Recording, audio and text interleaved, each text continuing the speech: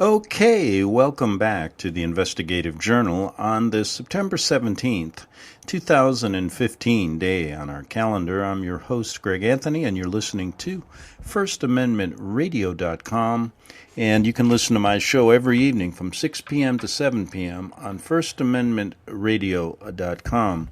Now, I'm going to play for you a presentation regarding the history of the papacy that I started yesterday, and I played a couple segments on shows before by Richard Bennett, who was a former Catholic priest, that told you the story behind Rome and how Rome's never changed, even to this day. They just employ different tactics.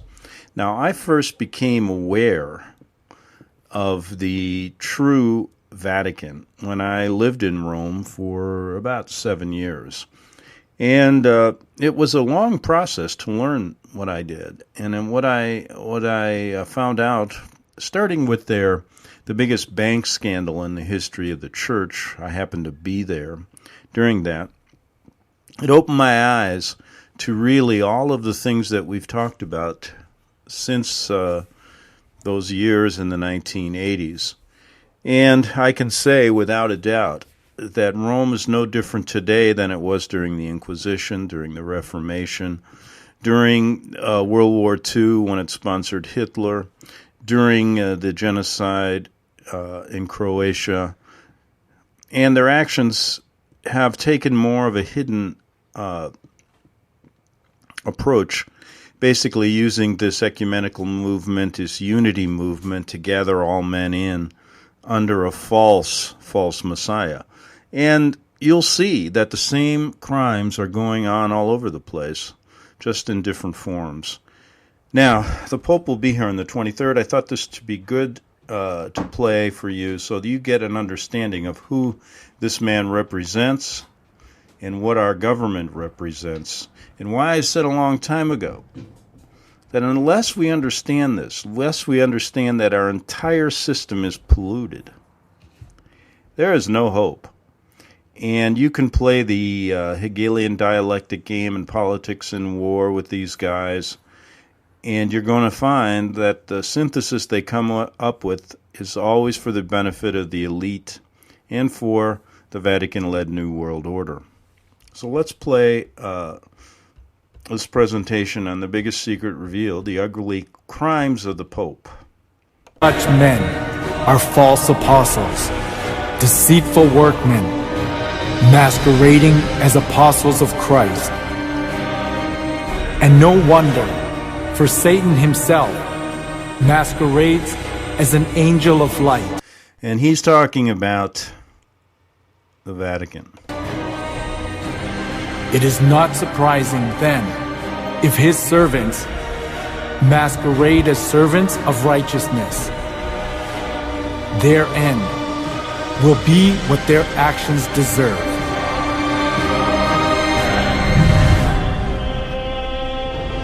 In human history, the organization which has killed the most people is the Catholic Church. Nevertheless, the Pope is called an apostle of peace. It is an act to distort history. The reason the Catholic Church is more dangerous than any other organization is that they are doing all these things in the name of Christ. And that's why I wanted to mention that anybody that has a Christian church that talks against them, talks the truth, so similar to what Tony Alamo did, spends either 175 years in jail or is killed. Now the Catholic Church is revealing its detestable and hideous reality. In terms of declining congregations, but more profoundly to do with the paedophile sex scandal that has rocked the church for more than 10 years. We've been looking into one particular case involving... Incredible. One former priest said that, perhaps 50% of priests who enter the priesthood may be gay. This is the living evidence which shows that Babylon the Great is falling apart, being judged by God's wrath, as it has been prophesied in the Bible. Fallen is Babylon the Great, She has become a home for demons and a haunt for every evil spirit, a haunt for every unclean and detestable bird. Give her as much torture and grief as the glory and luxury she gave herself.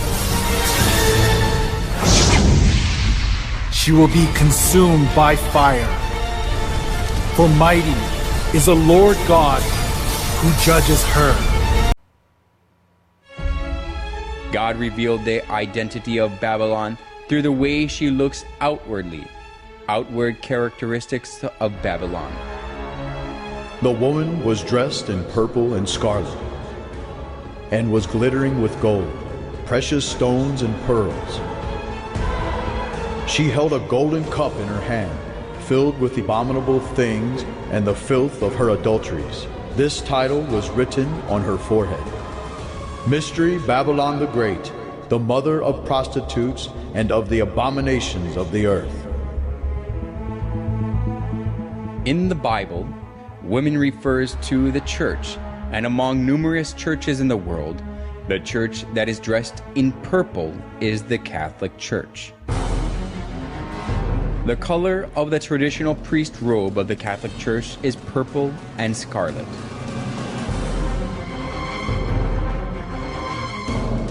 We can also confirm that the church that decorates its interior and worship utensils with gold, precious stones, and pearls is the Catholic Church.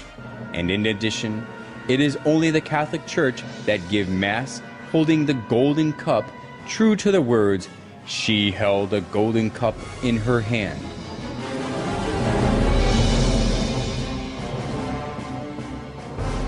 As we have seen, no church but the Catholic Church satisfies all the points that the Bible tells us. The Bible recognizes this organization as Babylon the Great. The Catholic Church, Babylon the Great, looks as if it worships God, but when we closely look into it, we can find out they do abominable things to worship the sun god.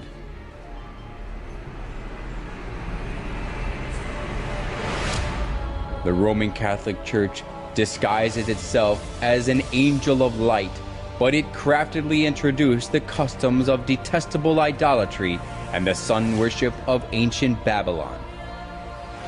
So the Bible recognizes it as Babylon the Great.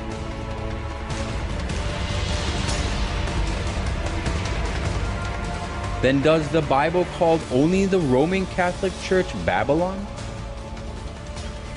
It also calls the Protestant churches which keep the Sunday service and Christmas originated from the sun worship as Babylon too. This title was written on her forehead: Mystery Babylon the Great, the mother of prostitutes and of the abominations of the earth. In the Bible, women refers to church. So, a prostitute means a false church that practices lawlessness. The Bible tells us that Babylon the Great, which is expressed as the mother of prostitutes, is the Catholic Church and the Protestant churches. Small prostitutes that come from the Catholic Church are small Babylons. The Catholic Church, which leads the whole world astray as the mother of prostitutes, is proud of itself as the mother church that gives birth to all Protestant churches. The Catholic Church is the continuation of the Incarnation and the prolongation in time and space of the redemption. It is the mother church of all Christendom. The Bible also recorded about the abominable behavior of the prostitute who leads the whole world astray. The kings of the earth committed adultery with her, and the merchants of the earth grew rich from her excessive luxuries. Babylon the Great and small Babylons, which changed God's set times and laws, oppressed God's saints. The Bible prophesies that God's rage will judge them in the end. After this, I saw another angel coming down from heaven. He had great authority, and the earth was illuminated by his splendor. With a mighty voice he shouted, "Fallen, fallen is Babylon the Great."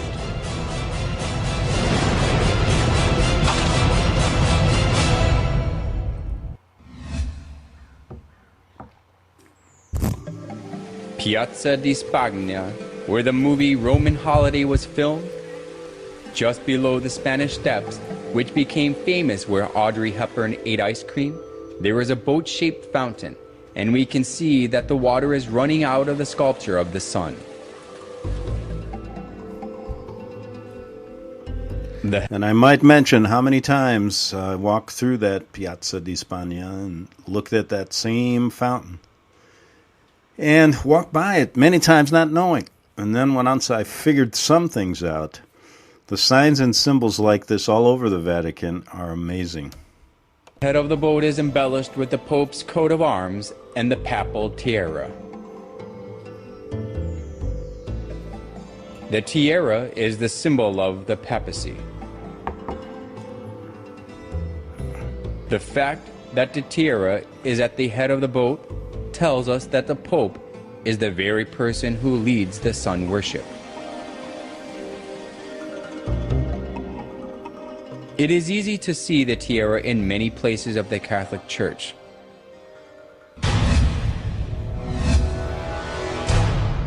There is a secret hidden in the papal tiara. Through this we can also find the identity of the Roman Catholic. The triple tiara is the liturgical crown of the Pope, and it has the meaning that the Pope is God who reigns over three worlds, heaven, earth, and hell. This is also shown in the official title of the Pope. The official title of the Pope is the Vicarius Filii Dei in Latin, which means the Vicar of the Son of God. This title shows that the Pope is God himself. Some of the letters of the Latin have numerical values, so if we add up the numerical values of the letters of Vicarius Filii Dei, it is 666. 666. What does that number 666 mean? The Bible records about the identity of 666. If anyone has insight, let him calculate the number of the beast, for it is man's number. His number is 666. Now, what can be clearer? And why do people in this country not get onto this story? The reason is it's been hidden from plain sight. They've been talking a very different game, covering up who this man is, what he leads, and what our country really is all about behind the scenes. i.e., explains all the secret societies. It explains why nothing seems to ever get better. And it explains what's happening just in a week or so when this Pope comes here. How we are now shown in clear sight what is happening in the Vatican-led New World Order.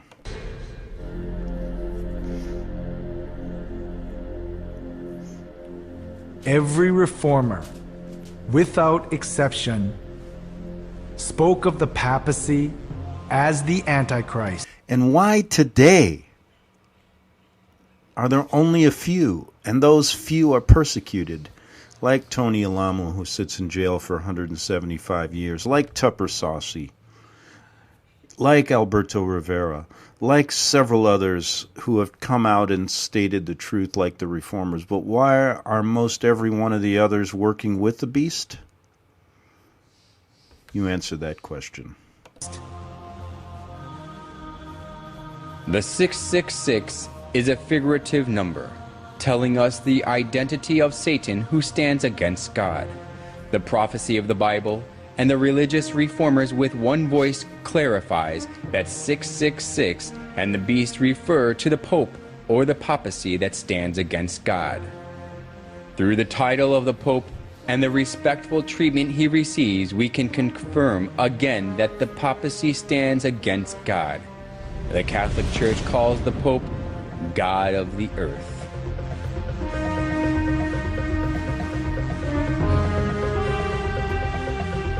What do they say? They say the Pope is not a mere man, but as it were God, and the vicar of God, as a king of heaven and of earth and of hell. And it states he is able to even modify, even divine laws, not to mention man's laws, which he's going to do when he comes here.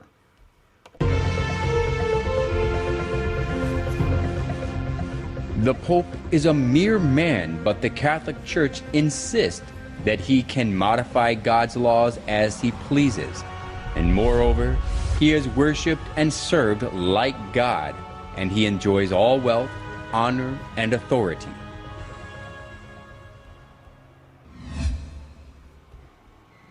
Why don't we look at the obelisk and the cross, the symbol of all this sun worship? Remember we talked about the obelisks in Rome, in Washington, D.C., in London?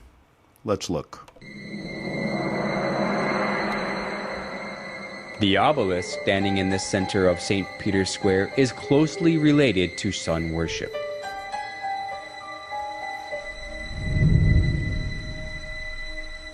It was the custom of the ancient sun worship religions to make a pillar to worship the sun.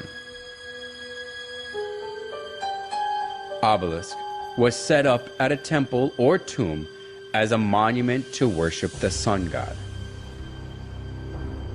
And actually, as we discussed many times, if you trace the history of these obelisks, it goes right to the false god Isis.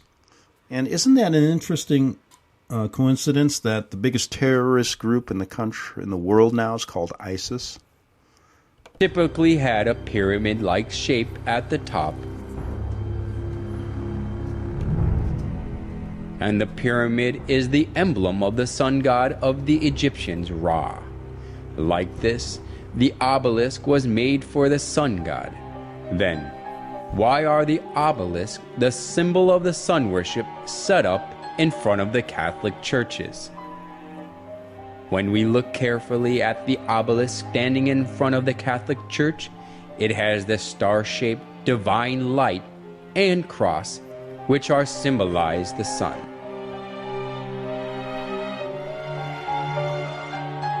Just as the obelisk is the symbol of sun worship, the cross on top is also the symbol of sun worship, which originated from Babylon.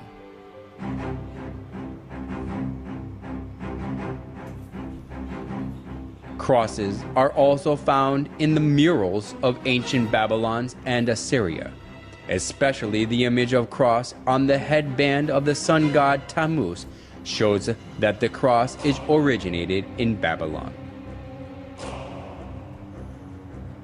The Egyptians used the Ankh cross. The shape of the cross, made of two wooden poles, which the church started to use, came from the ancient Chaldean region.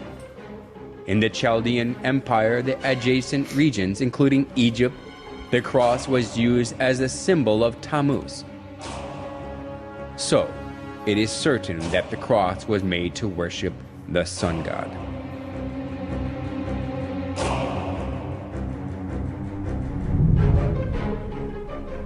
The Catholic Church set up obelisks in front of their churches and put the cross on top of them without exception. They put one more symbol on the sun on top of the solar pole obelisk. However, they made an excuse that they put the cross on top of the obelisk to show that they conquered the obelisk, which is the symbol of paganism. However, the obelisk standing in front of the church as a symbol is nothing but a vestige of idolatry, showing that they accepted the sun worship of pagans. The obelisk, the star shape of the divine light, and the cross are idols for the sun god of the pretense on belief in Jesus.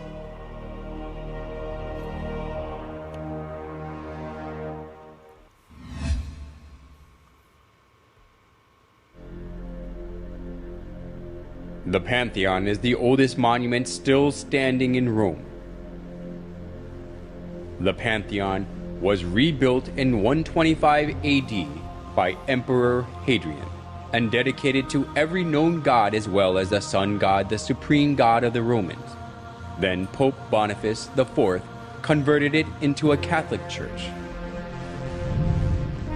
The Pantheon, which once was the temple for the sun god but is now used as a Catholic church, is famous for its domed roof.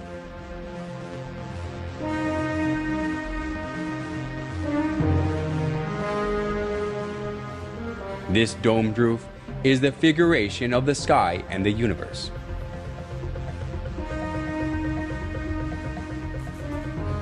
In the center of the dome, there is the oculus, a round opening with a diameter of 27 feet.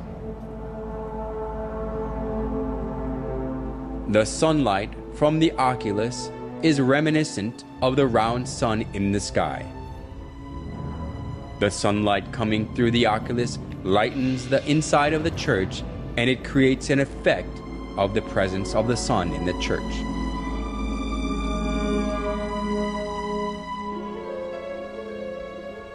We can find the same round shape in St. Peter's Basilica as well. When we look up at the ceiling of St. Peter's Basilica, there is a circle like the sun at the center, and its shape looks like sunlight spreading from the circle. This kind of circular shape can be found not only in St. Peter's Basilica, but on the ceilings of most Catholic churches. Various forms of circle, which embody the sun, prove that the Catholic Church worships the sun.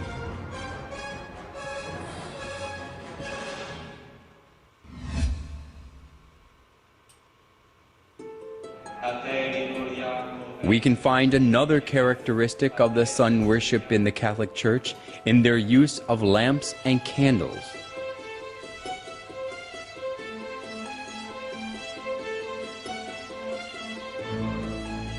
Even in the daytime, they light lamps and candles on the altar.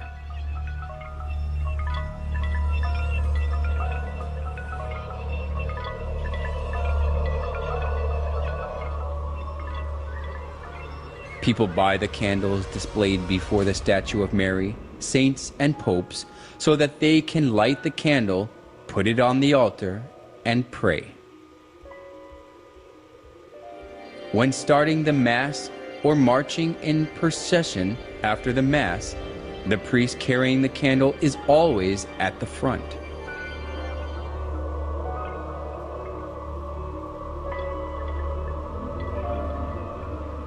Where does the use of candles in Catholic Church come from? Okay, we'll answer that question in the second half hour on the Investigative Journal. And you're listening to FirstAmendmentRadio.com. Come to my show every evening from 6 p.m. to 7 p.m. Pacific Time. Back in 3 minutes. You're listening to FirstAmendmentRadio.com worldwide. Freedom is never free. We need your support today at FirstAmendmentRadio.com.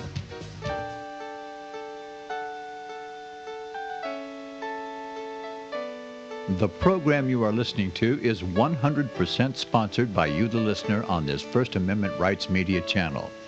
You will notice that there are few commercials on this radio network. There's a good reason for that.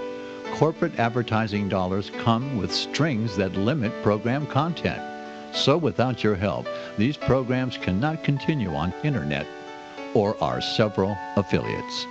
If you benefit by the educational law programs, we ask you to give. If you are admonished or nurtured by the Bible and ministry programs, we ask you to give. If some voice a cause that you are passionate about, we ask you to give. If you believe in any of these, we ask you to support them as you would a missionary on a continual basis, as if giving a tithe for missionary radio. These programs are not commercially viable and must be supported by those faithful to the cause of truth. Look for the button to sponsor your favorite programs at our listen and schedule pages on the internet. Then, when you subscribe, we will send you the last quarterly MP3 CD of that program immediately, and continue to do so with each new quarter. We will also give you unlimited archive access to all of our programs. We're asking you to give much less than a tithe, so that you may also send support directly to a particular program host, cause, and anywhere else the Spirit may lead you. Do all to the glory of our God and Creator, for His holy nation, the only kingdom that will last forever. Thank you for listening.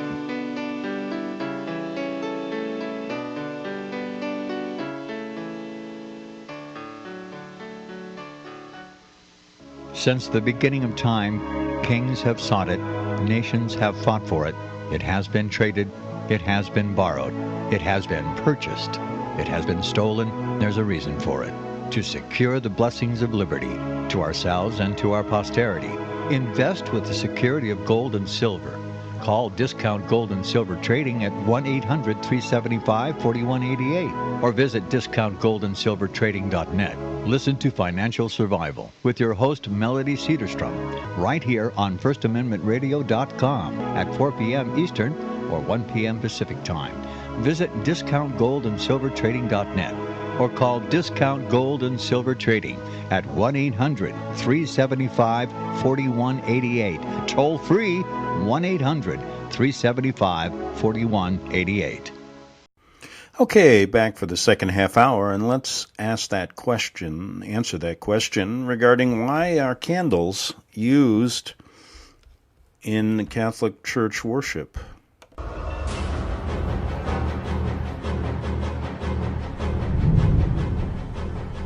Historian Alexander Hislop says that the use of candles in the Catholic Church comes from pagan rites. The use of these lamps and tapers comes from the same source as all the rest of the papal superstition. For so, according to the established rites of Zoroaster, was the sun god worshipped.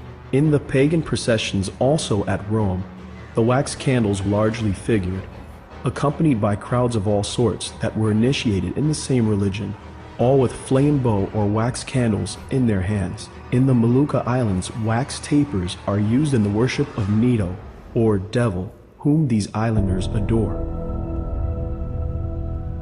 Catholic scholars also admit that the use of candles in the Catholic Church came from paganism. We need not shrink from admitting that candles, like incense and lustral water, were commonly employed in pagan worship and in the rites paid to the dead. We must not forget that most of these adjuncts to worship were not identified with any idolatrous cult in particular. They were common to almost all cults.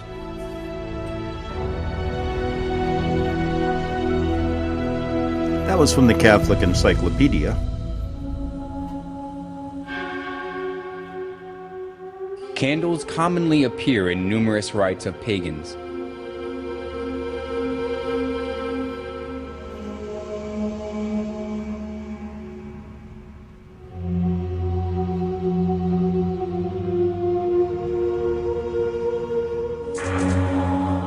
And it proves that the use of candles in the Catholic Church comes from sun worship.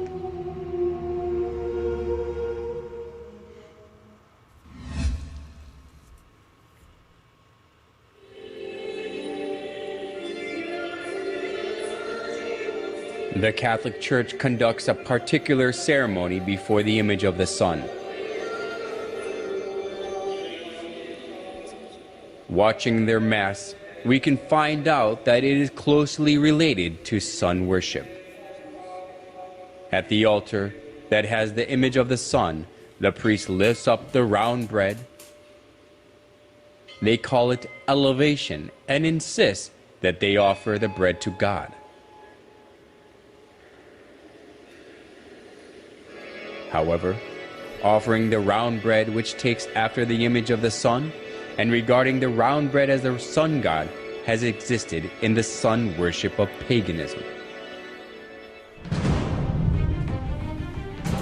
The pillar found in excavations of the Canaanite city of Hazar shows the ceremony of raising the sun disk with both hands in praise. The Egyptians also worshiped the sun, lifting the sun up with both their hands Is it coincidence that the custom of the sun worship of the pagans and the liturgy of the Catholic Church are the same?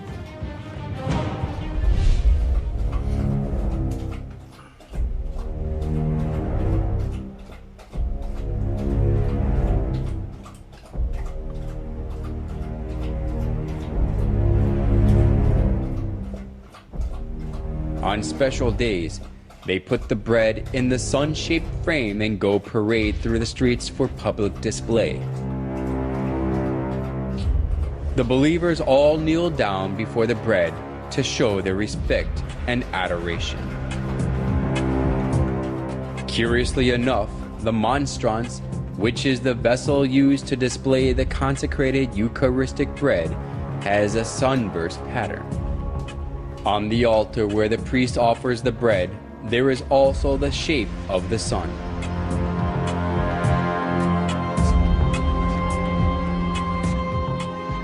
By offering the bread in the sunburst pattern, they worship the sun.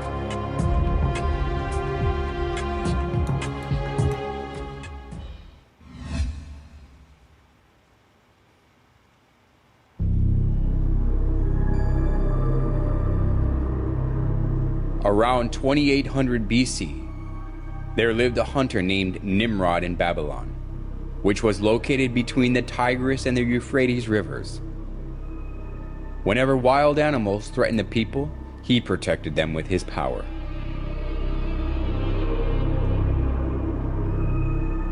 As people respected and supported him, Nimrod became arrogant and incited people to build the Tower of Babel. Come, let us build a tower that reaches to the heavens. Let us make a name for ourselves and not be scattered over the face of the whole earth. Such deeds of Nimrod that were against God has continued even after Nimrod had died. Semiramis, Nimrod's wife, insisted that Nimrod became the sun god. She cut Nimrod's dead body into pieces and sent them to each tribe of Babylon. People regarded the place where a part of Nimrod was buried as sacred.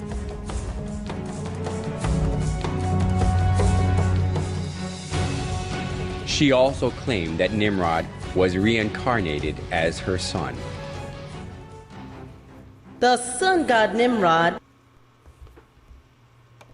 was reincarnated as my son Tammuz. He who believes and follows Tammuz follows Nimrod. As Semiramis ruled over Babylon in place of her young son Tammuz, she maneuvered people into worshiping her. Monuments of Semiramis carrying her child Tammuz in her arms were set up all over Babylon, along with various images symbolizing the sun god.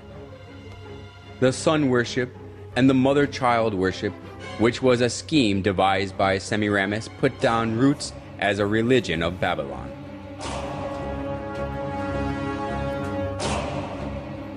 Idolatry stemmed from Babylon, spread to many countries after the Tower of Babel collapsed. It is because when the Babylonians were scattered over the whole world, they brought the sun worship and the mother-child worship. The sun worship and the mother-child worship were assimilated into the cultures and religions of many countries, and they came to have various forms and names.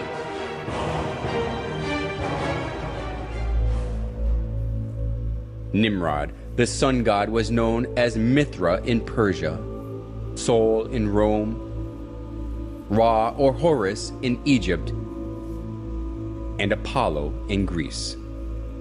Semiramis and Tammuz, who were the start of the mother-child worship, was called Isis and Horus, Venus and Dionysus, Diana and Attis, and Astaroth and Tammuz, respectively. And the key here is not to get confused with all these names. They're one and the same in a sense. And you heard in there Isis, and we've recounted the story, the myth of Isis, and how how she created the obelisk to worship. And go back to some of my old shows to get that. Besides these, the image of goddess, who is holding a baby in her arms, was venerated in many countries of the world. If so, was the mother-child worship the creature of an age, which was especially welcomed only in Babylon? Surprisingly, the mother-child worship of Babylon has been passed down through the thousands of years and still exists today. In Vatican of Rome, we can find the mother-child worship in its original state.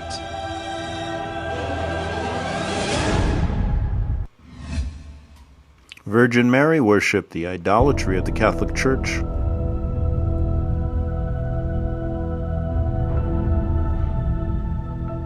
The statue of Virgin Mary with baby Jesus stands in the eye-catching place in the Catholic Church, whether it is a big cathedral or a chapel in a small town.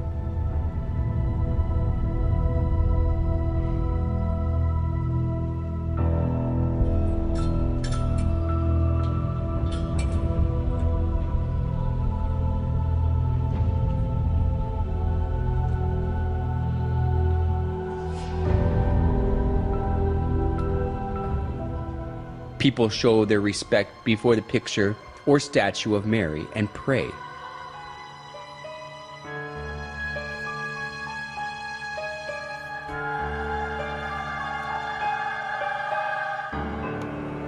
Even the Pope prays before Mary with his head lowered.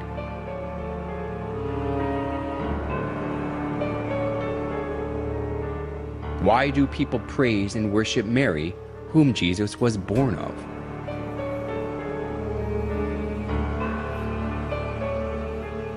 A famous Catholic bishop and writer, Alphonsus Liguori, explained in his writings that it is far effective to pray to Mary than to Christ.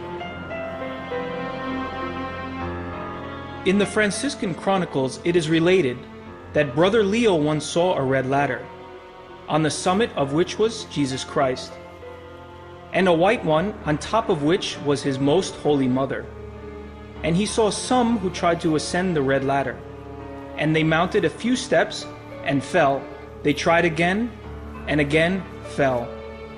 They were then advised to go and try the white ladder, and by that one they easily ascended. For our Blessed Lady stretched out her hand and helped them, so they got safely to heaven. The story, which was made by the exuberant imagination, sounded plausible.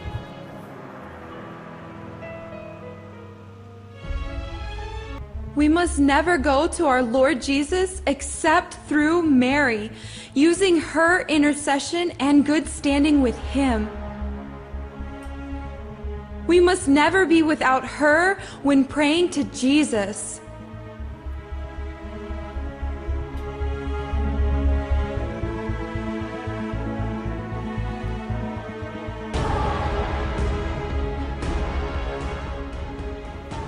The plausible logic that Jesus cannot refuse Mary's request because she is his mother is shown well even through the image of Mary and baby Jesus.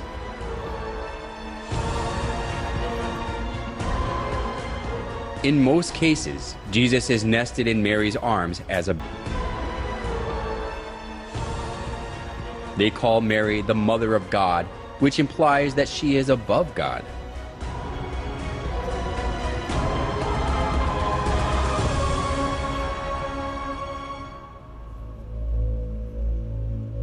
Mary as a female is merely a creation who was chosen to conceive Jesus.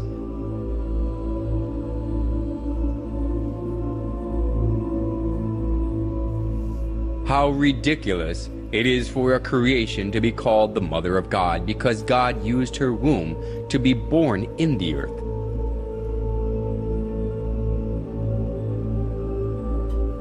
Nevertheless, the Catholic Church venerates Mary as the Mother of God.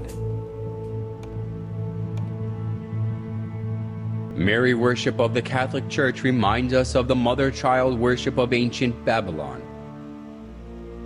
Just as Semiramis artfully spread the mother-child worship throughout Babylon when she ruled it over instead of her son Tammuz, The Catholic Church now makes people worship Mary, not God, by accepting the mother-child worship from Babylon.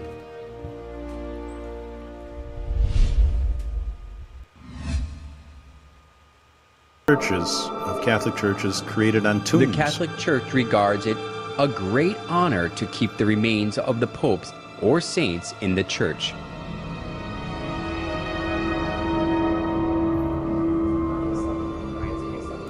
Since numerous worshippers pray before the remains of popes or saints, the church that possesses many articles and remains of those who were canonized as saints is highly valued.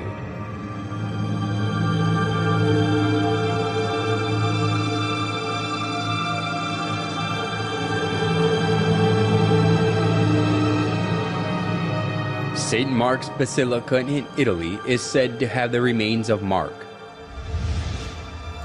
Basilica of San Francesco in Italy has the remains of Saint Francesco.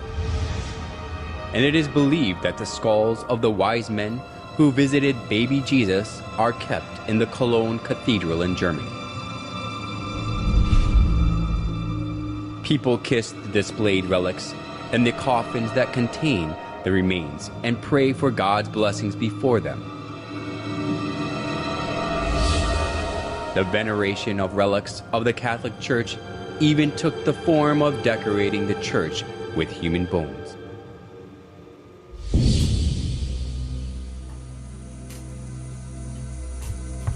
The Church of Santa Maria della Concesione contains the skulls and the skeletons of monks.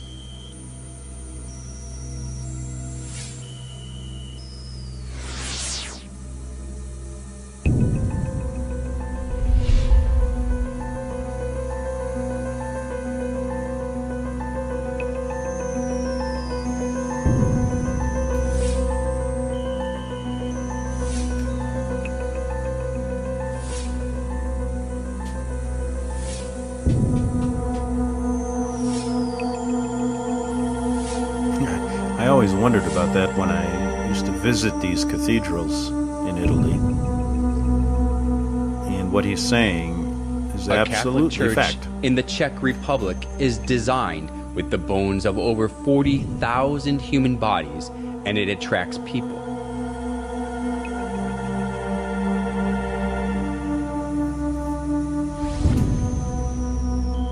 The crypt of the Church of St. Francis in Lima, Peru, retains the remains of tens of thousands of people.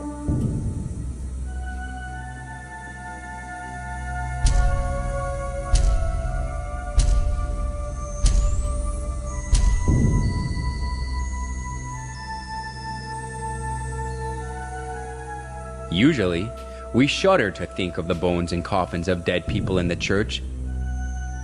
But why the Catholic Church sticks to this?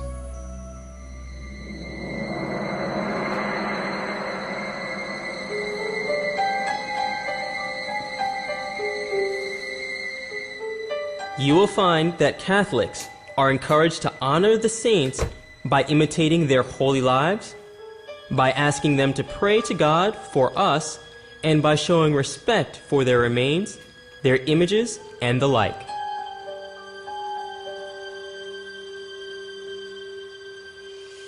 Why do they say that God grants his blessing through the relics of the dead, especially of those who are called saints? We can find the origin of the doctrine that God gives blessing through the relics in the ancient Babylonian religion. After Nimrod died, Semiramis cut his body into pieces and sent them to other regions, and they regarded the place where the dead body part was buried as sacred. The tradition of Babylon was handed down to the Roman Catholic Church, and because of this, the relics of the dead have become consecrated. Just like Babylon, that was cursed by God for its idolatry, the Roman Catholic Church is filled with all sorts of idols. In the name of God, the Catholic Church lures many souls into worshiping idols, not God.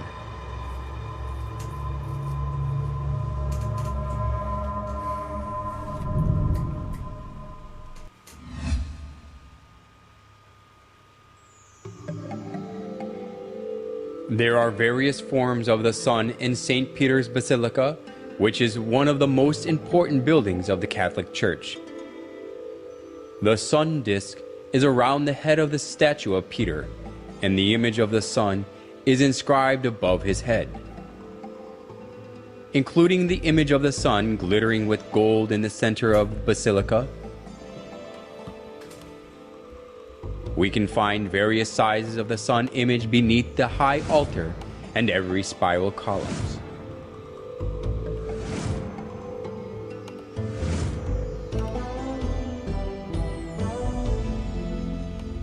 Even the cross on the altar and the utensils used for communion and the priest's costume have the sun images.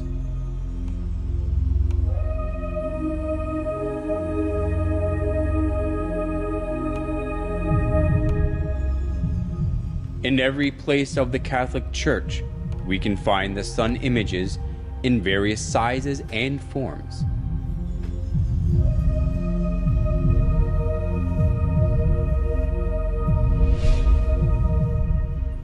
Among the various forms of the sun in the Catholic Church, some has a picture of a dove in it.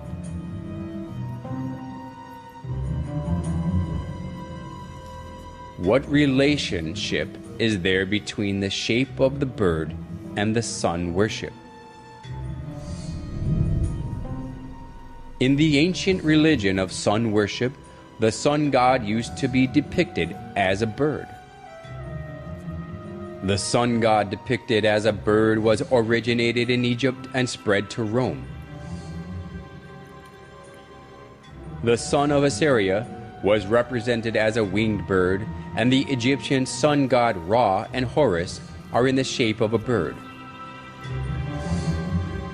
The famous Egyptian bird of fire, Phoenix, is also the archetype of sun worship. In Rome, too, people carried the bird, the symbol of the sun god, on the pole.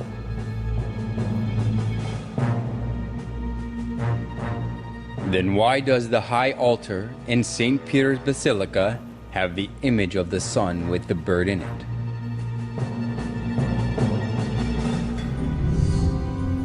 The Catholic Church insists that the bird in the solar image is the Holy Spirit.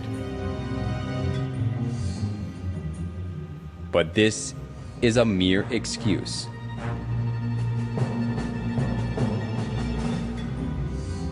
When we trace back the customs of sun worship, the bird is the winged sun god that the sun worshippers served. And that's just one example of their double talk.